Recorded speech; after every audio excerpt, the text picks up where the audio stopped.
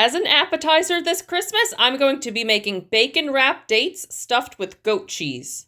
Now I'm going to cut those slices of bacon into thirds and then wrap them up. I got the bacon onto the stuffed dates, but I ran out of bacon at the end when I was fully wrapping them, so some of them just have like a little rectangle of bacon laying on top. And then I sprinkled some black pepper on top, and now they're going in the oven. This was such a great appetizer, and I knew it would be because I love sweet and savory and salty all mixed together into one dish.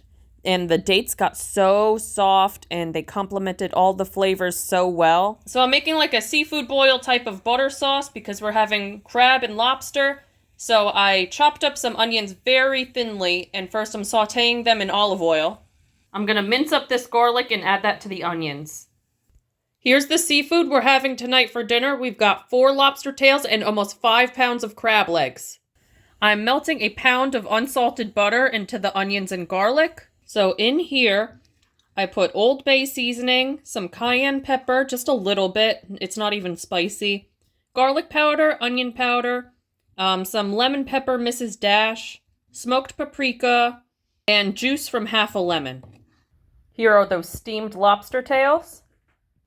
All right, this is our seafood dinner, everyone. I am super excited. And that is just 1 bag of crab legs. We're going to heat them 1 bag at a time so they stay nice and warm.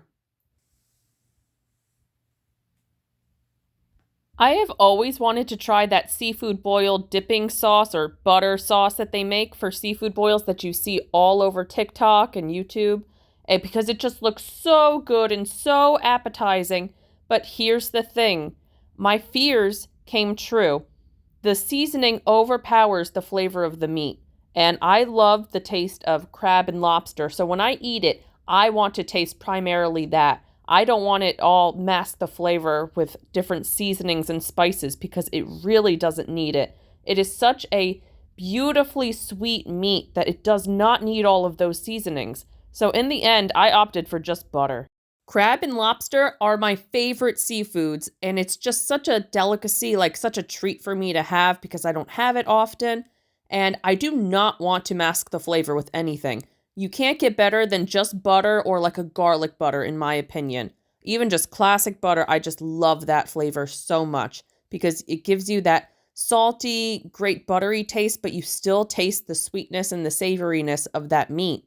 But the sauce I made was really, really good. It really did taste amazing, though. So I was disappointed it didn't taste that good on the meat, but I would put that on something like chicken, like something very bland. These are the first hors d'oeuvres we have today. This is a mix of green and black olives, peppers, mushrooms, and feta cheese and olive oil. And these are stuffed grape leaves.